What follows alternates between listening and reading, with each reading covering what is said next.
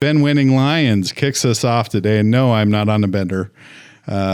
Just a little bit of caffeine. So, but we've had some great stories over the years, some success stories with real estate. I think it's important to share some of those because, how many times do you actually see people succeed in things and really kind of get a tangible story from it?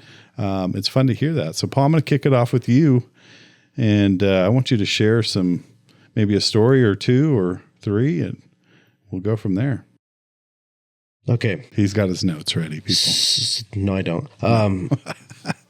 So you're asking about people that have either made a lot of money or have done well? Or yeah. They've achieved their goals. They bought their dream home. They've financially been... Well, there's a couple of families that I can think of, and she actually became a realtor because either I made it look so easy or I was so bad she thought she could do it better. But it's Erica Dunn, and she's a local realtor here. But I helped them buy some of their first rental properties. They had some really big goals to get like 50 doors by the end of the year, and it was 2020, and it was the market was a little bit different. They were able to buy up some stuff pretty quick. Then the market shifted and everything got expensive. So, but since they've gotten, I think they're close to their goal, and they've done very, very well. And like I said, she's a realtor now. She's starting off. I think it's been a little bit slow, but she's catching her stride. Yeah. There's another family that I've sold. I was just thinking about it today. We're closing on their 7th property on Wednesday. Wow. That's awesome. And they've done some cool things. That was my first, it was $5,000 short of $1 million. So it was the first house that happened. They've done very well. And I've watched their business grow. Wait, I forgot one. 8. 8. Wow. 8 deals. Holy cow. Yeah. So. And so what did they just start out like saying were these all primary residences or were they investment properties or so they give us some more details, Paul. So they started out with, not to give everybody names, but they own a company that does very well, has a few locations here and in Gallup. They had a couple rental houses for their employees in Gallup. But what they started doing was selling those off and then buying up rental properties. They didn't want to do flips or anything like that. So they would just buy rental properties and they decided to stop doing that. And they just kept upgrading their homes every couple of years. I've only been doing this 8 years and I've sold each of them a few times. Wow. And so that their first sale is how you met them. And that was their primary residence, right? Yeah, and you gave me that. That's right. And that was north of Aztec, if I remember right. Okay. Yeah, great family. Yeah. And they've done some wonderful things. So that all started there because I remember having the conversation when she was first looking. She didn't even understand, the financing components. I mean, very sharp girl, but at the time that she was brand new, like to the real estate world, right? And she was brand new to life. Yeah. She was pretty young. 20. Yeah. Early 20s. Yeah. And so, but she's asking all the right questions. And wow, to see where they started to where they are now is pretty incredible. What do you attribute that to? The parents of that family have taught them the value of money, how to do things. They've not given them everything. They've made them work for what they're doing. They've taught them how certain things or how to use money to their advantage, how to use financing to their advantage. So it's been really interesting to see.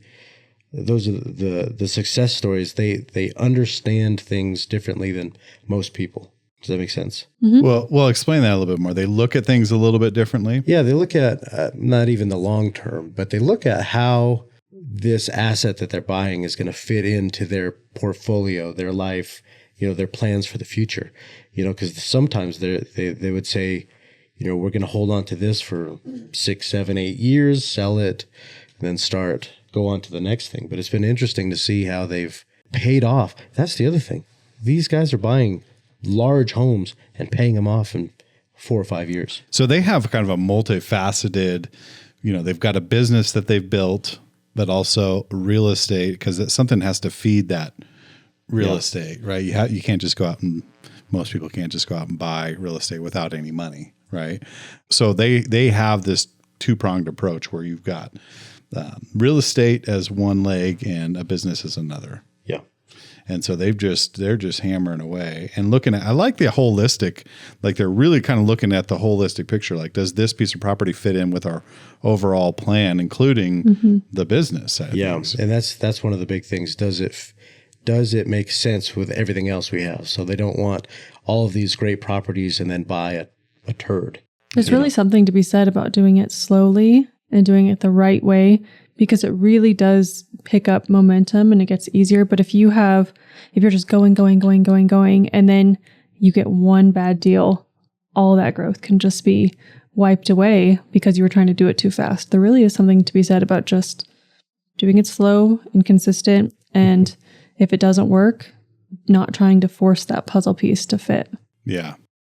Being very conscientious of that, building a strong foundation, because you don't want to build a house of cards. Yep. And this is about big wins, but I do want to share a story of one that happened to me where they were going through and just buying properties left and right. I mean, they could buy every property that they could. This was like 5-6 years ago. And there was not a lot of thought put into it. Like, if they were able to buy it, they just did it. And so I remember we closed on one house, and then, I think it was 6 weeks later, they called and said, well, the sewer lines are, not working. The septic failed and everything else. And I said, well, it was a foreclosure and you waived all of that. Remember we talked about that? And no, I never. And I said, well, yes, we did. We had a conversation about it. And I, pulled up the conversation because we do a lot of stuff over email. And then it was, oh goodness. Now, so I could imagine with how many properties they bought that was similar, and that will really kill your momentum. So good point, Aspen. And to build on that, do you want to share a success story or some clients that have you've seen really rock and roll over the years? Sure. So I was kind of thinking first along the veins of Paul is like people who's made a lot of money or like has gotten a ton. But the best deal I ever did was one of the smaller houses I've ever done. It was these people that were coming and they were buying their first house, and they had 2 kids, and we looked for a long time. It was kind of during the COVID time where stuff was just going so quickly. We got the deal, got it all done, got it closed, and we ended up having to close not at the title company because they wanted to close that weekend and they had to get in. Like, it was just that you could tell they were really, really excited and wanted to get into the house. And a lot of first time home buyers are like that. They don't want to wait another weekend. They want to get it done right there.